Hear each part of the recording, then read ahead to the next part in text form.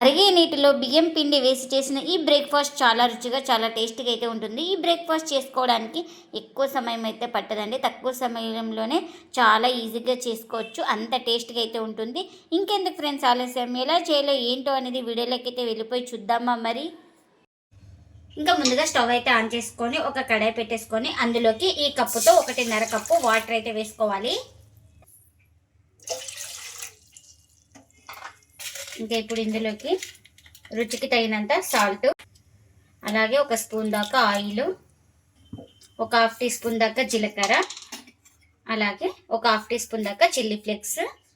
ఇప్పుడు ఇందులోకి చిన్నగా కట్ చేసుకున్న కొత్తిమీరని కూడా వేసుకుంటున్నాను. ఇంకొకసారి ఇలా స్పూన్ తోటి బాగా కలిపేసుకుందాము. ఇప్పుడు మనకు ఈ వాటర్ అయితే బాగా బాయిల్ అవ్వాలి. ఇంకా మనం ఇప్పుడు చూద్దామండి. ఇంకా మనకు వాటర్ అయితే బాగా బాయిల్ అవుతుంది కదా.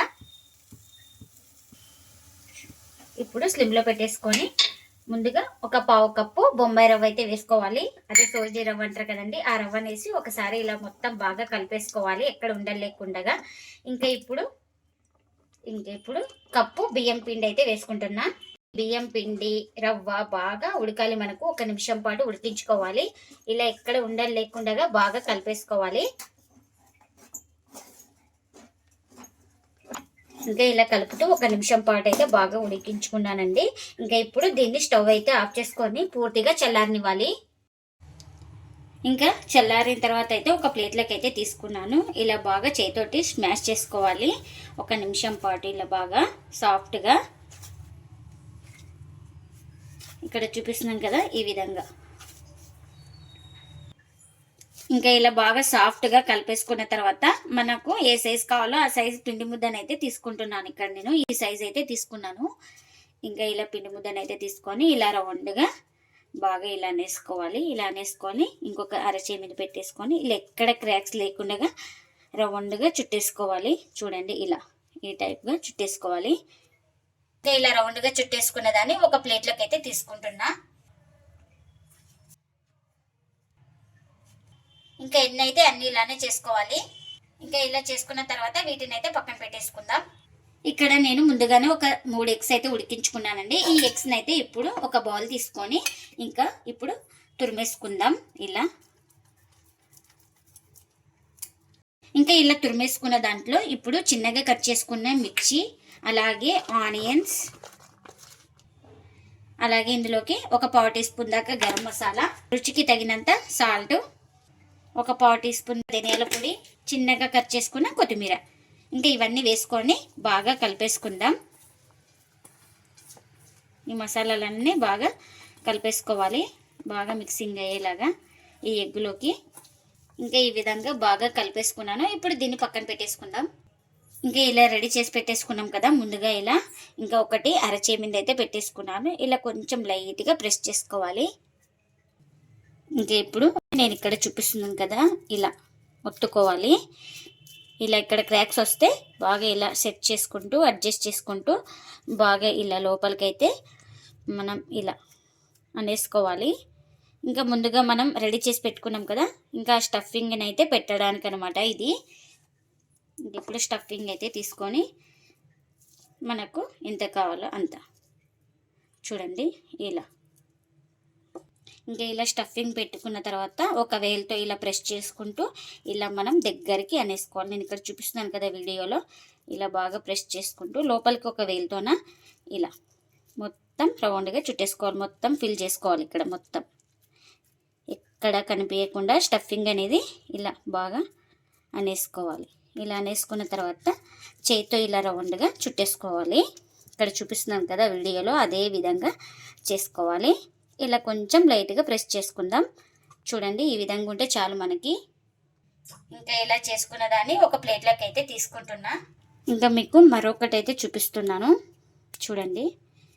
ఇలా బాగా అనేసుకోవాలి. ఫస్ట్ ముందుగా ఇలా అనేసుకున్న తర్వాత మనం స్టఫింగ్ అయితే పెట్టుకోవాలి.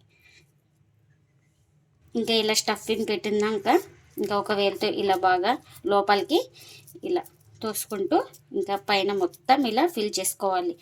ఎక్కడ కనిపించకుండా ఇలా మొత్తం కవర్ చేసుకోవాలి. స్టఫింగ్ అనేది కనిపించకూడదు మనకు.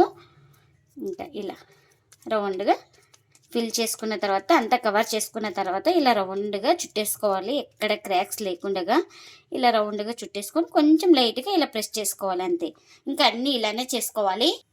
ఇప్పుడు ఒక ప్లేట్ తీసుకొని ఇందులోకి ఒక 3 స్పూన్ల దాకా మైదా అయితే వేసుకోవాలి.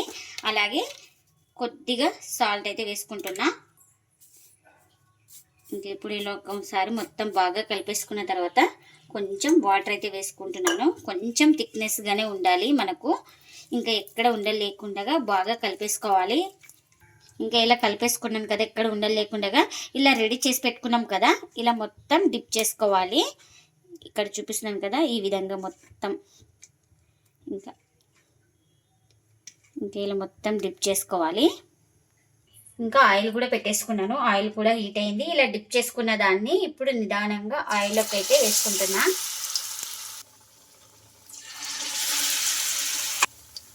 ఇంకా మనం కడాయికి ఎన్ని పడితే అన్ని వేసుకోవాలి.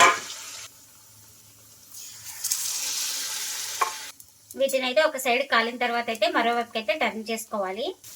ఇలా ఒక సైడ్ కాలిన తర్వాత అయితే ఇంకొక వైపుకి అయితే ఇలా టర్న్ చేసుకుంటున్నాను. ఇంకా నిదానంగా టర్న్ చేసుకోవాలి.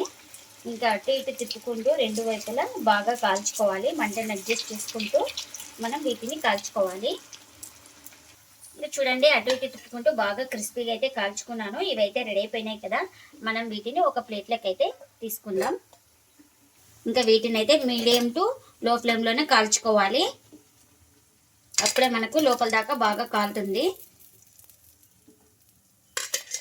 ఇంకా అన్నీ ఇలానే చేసుకోవాలి.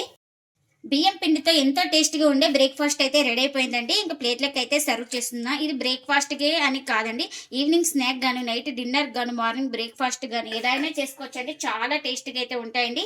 ఎప్పుడు ఒకటే టిఫిన్ తిని బోర్ కొట్టిన వాళ్ళు ఇలా ఒకసారి ట్రై చేయండి. చాలా బాగుంటాయండి టేస్ట్ అయితే మనకు. ఇంకా దీన్ని ఇక్కడ సాస్తో అయినా సర్వ్ చేసుకోవచ్చు. చాలా టేస్టీగా అయితే ఉంటాయి. ఇంకా చూపిస్తాను చూడండి. మనకు లోపల కూడా ఎక్కడ ఏం పిండి లేకుండా బాగా కుక్ అయినాయండి. మనం మంటను అడ్జస్ట్ చేసుకుంటూ లోపల బాగా ఫ్రై చేసుకోవాలి. అప్పుడే చాలా టేస్టీగా అయితే ఉంటుంది.